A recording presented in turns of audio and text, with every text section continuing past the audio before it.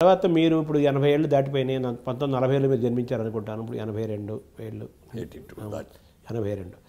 ఇప్పటికీ మీరంతో మీ జ్ఞాపక శక్తి అపారంగా ఉంది, కామన్ సెన్స్ ఉంది, సెన్స్ ఆఫ్ హ్యూమర్ ఉంది, ఏకాగ్రత ఉంది, పట్టుదల ఉంది. శారీరకంగాను మానసికంగాను చాలా స్ట్రాంగ్గా ఉన్నారు, చాలా చాలా యాక్టివ్గా ఉన్నారు, యంగ్గా ఉన్నారు. ఈ ఫిట్నెస్ మంత్రం ఏంటి సార్? మంత్రం ఏమిటంటే ఒరిజినల్ ఫస్ట్గా చెప్పాలంటే ముందు మా ఫ్యామిలీ జీన్స్ అండి. మా family genes very good jeans. మా తల్లిదండ్రులు మా నాన్నగారు 96 ఏళ్ళు బతికారండి. ఆయన ఆఖరి సంవత్సరం వరకు కూడా అలా శుభ్రంగా నడిచేస్తూ ఉండేవారు. రోజు పొద్దున్నే గంట సేపు ఆయన నడిచేసేవారు. ఒకసారి తూలు వస్తుందని చెప్పి మేము మన అమెరికా నుంచి వస్తా ఒక 4 చక్రాల బండి లాంటిది, అదే చిన్నపిల్లల ఆట బొమ్మ, చిన్నపిల్లలని తీసేది ఆ బండి లాంటిది అది కొన్నాం. అదే దాంట్లో అడ్వాంటేజ్ ఏంటంటే ఎక్కడ కావాలంటే అక్కడ ఆఫ్ చేసి దాంట్లో కూర్చోవచ్చు. అది కూడా ఉంది అవకాశం. వాటర్ బాటిల్ అయిన పెట్టుకోవడానికి టూల్ లాగానే కంట్రోల్ చేస్తుంది, కూర్చోవచ్చు. సో అది తెచ్చిన తర్వాత కొన్నాళ్ళకి దాంతో చేశారు. కానీ అదర్వైజ్ ఆ లాస్ట్ దాకా కూడా ఆయన రోజు నడిచేవారు. ఆయన 96 ఏళ్ళు బతికారు. ఇక మా అమ్మగారు రోజు బయటికి వెళ్ళి వాకింగ్కి వెళ్ళేవారు కదా, కానీ ఆ ఇంట్లో పెద్ద కారిడార్ ఉండేది. ఈ కారిడార్లో ఇటు ఆవిడ గంట సేపు నడిచేవారు. సో ఆవిడకు దాదాపు 100 ఏళ్ళు జీవించారు. 100 ఏళ్ళు 101వ సంవత్సరం రాబోతుండగా పోయారు. ఒక నెల రోజుల్లో 101వ సంవత్సరం వస్తుంది అనుకున్న టైంలో శత జయంతి చేసుకుంది. సో అందుకని ఆ జీన్స్ నెంబర్ 1 జీన్స్. నెంబర్ 2 మన క్రమశిక్షణ. అంటే నేను సినిమా ఇండస్ట్రీకి వచ్చేటప్పుడే అప్పటికే నాకు పెళ్ళయింది, 2 పిల్లలు కూడా. అప్పుడు ఒకటే అనుకున్నా, మనం ఈ టైంలో వెళ్ళి సినిమా ఇండస్ట్రీకి వెళ్ళి అక్కడున్న ఆకర్షణలు కనుక మనం బలైపోయామంటే నా భార్య పిల్లలు ఏమైపోవాలి? రేపు పొద్దున్న నా గురించి వాళ్ళు ఇదిగో ఈయన చేసుకోబట్టి మన అందరం కూడా ఈయన కష్టాలు పడతామని అనుకోకూడదు కదా అని చెప్పి నాకు నేనే కొన్ని రిస్ట్రిక్షన్స్ పెట్టుకున్నానండి. అంటే కొన్ని క్రమశిక్షణ ఇవి అతిక్రమించకూడదు. అతిక్రమించకూడదు. అంటే మీ మదర్కి ఏమైనా మాట ఇచ్చారా? ఎవరికి మాట ఎవరు ఇది నన్ను అడగల, ఎవరికి నేను చెప్పకుండా నాకు నేనే పెట్టుకున్నాను. ఇది ఇండస్ట్రీలో ఉన్నంత వరకు తాగకూడదు, ఇండస్ట్రీలో ఉన్నంత వరకు జోదమాటం కానీ రేసులాటం కానీ వెళ్ళకూడదు, వ్యభిచారం చేయకూడదు, క్రమశిక్షణతో ఉండాలి. ఇదేని నాకు నేనే స్వయంగా పెట్టుకున్నాను. అది పాటిస్తూ వచ్చాను. తర్వాత మా వాళ్ళకి కూడా తెలిసిందనుకోండి. అలా అది ఉన్నాం. తర్వాత ఏమో మా ఆవిడ నాకు పెట్టే ఆహారం ఉదయం బ్రేక్ఫాస్ట్ దగ్గర నుంచి నైట్ ఫుడ్ దాకా ఏది తినాలి, ఏది ఆరోగ్యవంతమైంది, అది కూడా ఎంత తినాలి అంతే పెడతాను. ఆవిడ డైటీషియన్ నిజంగా నాకు పర్సనల్ డైటీషియన్ అనమాట ఆవిడ.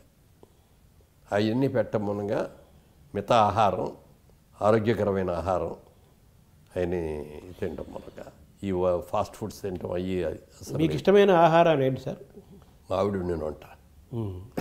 అది సరే, పదార్థాలు అంటే మీ అమ్మ వంట కూడా ఇష్టమే ఉంటుంది. అమ్మ వంట ముందు చెప్పుకోవాలి కదా. ముందు అమ్మ వంటే చెప్పుకోవాలి, తర్వాత కదా ఆవిడ అదే అంటాను. అంటే మా ఇంట్లో అక్కడ మా అమ్మ వంటలో కానీ ఇక్కడ మా ఆవిడ వంటలో కానీ ప్రతిరోజు ఆకుకూర అనేది కంపల్సరీ అండి. పప్పును ఆకుకూర, పప్పు చుక్కూర, పప్పు తోటకూర, ఆకుకూర కంపల్సరీ. ఫస్ట్ ఆకుకూరతోనే స్టార్ట్ చేస్తాం. మీ ఆరోగ్య రహస్యంలో అది కూడా ఒకటి ఉంది, ఆకుకూర. ఆకుకూరలు పప్పు మామిడికాయో, పప్పు దోసకాయో, ఎట్లా ఏదో ఒకటి. పప్పుకూర మాత్రం ముందు పప్పుకూర ఒకటి ఉంటుంది కంపల్సరీగా. తర్వాత బోరు కొట్టలేదు, అది బోరు కొట్టలేదా రోజు ఆకుకూర ఏదో ఆకుకూర ఏంటని? లేదు, అసలు బోర్ అనిపించలేదు అంటే. అవే అసలు బాగా ఎంజాయ్ చేస్తుంది ఏంటని ఆకుకూరలు. అది గోంగూర అయినా, తోటకూర అయినా, పాలకూర అయినా, బచ్చల గోంగూర కానీ, పప్పు చుక్కూర కానీ రోజు పెట్టినా తింటా. రోజు అదే కూర పెట్టి, ఒకే కూర పెట్టి, అలాగే పప్పు మామిడికాయ రోజు పెట్టా తింటా. ఏది 320 రోజులు పెట్టా కూడా తింటా. అంటే మీ అమ్మ వంటలో నుంచి అది అలవాటు అయి ఉంటుంది. తర్వాత మీ ఆవిడ ద్వారా అది కంటిన్యూ అయింది. ఆ తర్వాత మీరు ఈ ఆహార నియమాలు తల్లి దగ్గర నుంచి మీ ఆవిడ చేసే డైటీషియన్ లాగా ఆవిడ ఆలోచించి ఏది తింటే బాగుంటుంది, ఏది తినకూడదు, ఏది తినాలి, అదే మీరు స్వయంగా ఏమి నిర్ణయించుకోలేదా? లేదు, వాళ్ళు చెప్పినవి నాకు అంగీకారం అయింది. అయితే మేము కూడా, నేను నాన్ వెజిటేరియన్స్ అయినా కూడా ఎక్కువగా వెజిటేరియన్ లైక్ చేసేవాళ్ళం. మేము వీక్లీ వన్స్ ఆర్ ట్వైస్ మాత్రం నాన్ వెజిటేరియన్ ఫుడ్ ఫ్యామిలీ అంతా. సో మీరు ఫ్యామిలీ అంటే మిగిలిన తింటారు, అది పిల్లలు ఉంటారు. బట్ మాకు మాత్రం నేను వారానికి 2 రోజులు కానీ 1 రోజు కానీ. సో మీ ఫిట్నెస్లో మీ శారీరక వ్యాయామం యోగా అటువంటివి ఏమైనా చేస్తారా? అవన్నీ డెఫినెట్గా చేస్తానండి. అంటే వ్యాయామం చేసేవాడిని కాదు కానండి, యోగా చేసేవాడిని. మార్నింగ్ వాక్ మాత్రం కంపల్సరిగా ఎక్కడికి వెళ్ళినా కూడా వాకింగ్ అనేది కంపల్సరీగా మార్నింగ్ 1 అవర్. అంటే ఏ వయసు నుంచి చేస్తున్నారు, ఎన్నేళ్ళ నుంచి చేస్తున్నారు? అది నేను అంటే సినిమాల్లోకి రాకముందు నుంచి బెజవాళ్ళ బిజినెస్ పెట్టిన టైంకి దానికి కూడా ఏంటంటే ఫస్ట్ టైము నాకు పెళ్ళి అయిన తర్వాత పెళ్ళి అవ్వగానే ఇన్సూరెన్స్ చేయించారు. చేసాం, అయిపోయింది. తర్వాత 1 ఇయర్ తర్వాత అమ్మాయి ప్రెగ్నెంట్గా ఉంది, పిల్లలు పడుతున్నారు, ఇంకొంత అమౌంట్కి మళ్ళీ ఇన్సూరెన్స్ చేస్తే బెటర్ కదా. అప్పుడు లైఫ్ ఇన్సూరెన్స్లో మనకి అంతకంటే వేరే ఏమి లేదు, ఒకటే ఇన్సూరెన్స్. ఆ లైఫ్ ఇన్సూరెన్స్కి మళ్ళీ చేయించారు. ఎల్ఐసి మళ్ళీ చేసినప్పుడు సేమ్ అతనే చేశాడు ఏజెంటు. చేసి సార్ ఈ 1 ఇయర్లో మీరు కొంచెం లావ్ అయ్యారు సార్, 4 గంటలు కైవారం. సినిమాలోకి వెళ్ళాలి మీరు అప్పటికేం లేదు, బిజినెస్లోనే ఉన్నా. ఈ కైవారం కూడా పెరిగింది.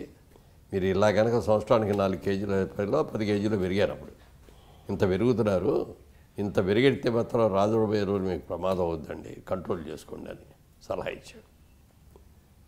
ఆ సలహాని 100కి 100 పాటించాడు. అప్పటి నుంచి రాత్రిపూట రైస్ మానేసేసి పుల్కా. అప్పుడే అంటే అప్పుడు మీరు 30లో ఉంటారు అంతేనా? అంతే, 30లో కూడా 30లో కూడా లేనప్పుడు 20లో ఉంటారు. 25, 26, 5లో అప్పుడే రైస్ నుంచి పుల్కాకి షిఫ్ట్ అయ్యారు. పుల్కాకి షిఫ్ట్ అంటే ఈ కంట్రోల్ చేయాలి శరీరాన్ని. అవి కూడా ఎన్ని పడితే తినాం, 2 తినేవాడిని. అదే 2 పుల్కాలు విత్ కర్రీస్. సార్ మీ ఆరోగ్య రహస్యము, మీ ఫిట్నెస్, ఇంత యంగ్గా ఉంటారని దాని గురించి మాట్లాడుకుంటున్నాం మనం. అందులో ఇందాక ఆహారం గురించి మాట్లాడుకున్నాము, చెప్పారు మీరు విశేషాలు.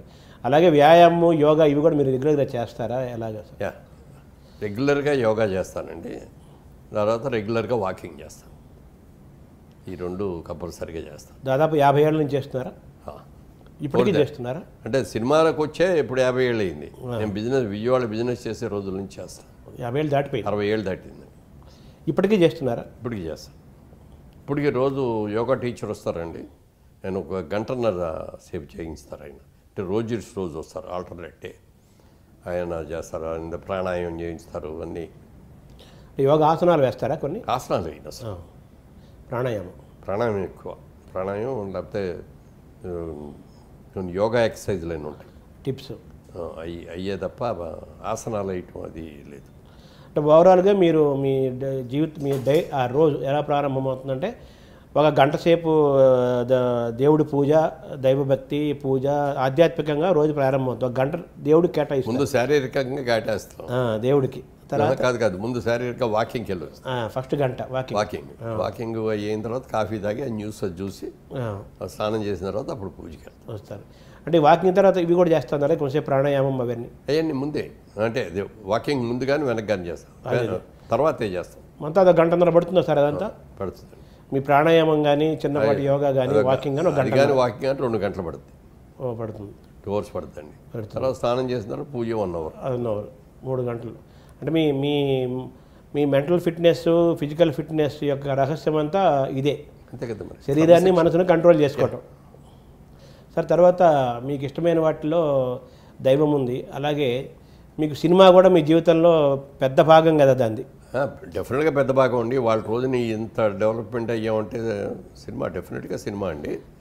మీకు ఇష్టమైన సినిమా మొదలుపెట్టిన బిజినెస్గా మొదలు పెడితే ఎంత పెద్ద వాడిని అయ్యేవాడు నాకు తెలియదు, కానీ సినిమా అనే దానికి నాకు అన్ని రకాలుగా కూడా హెల్ప్ చేసింది.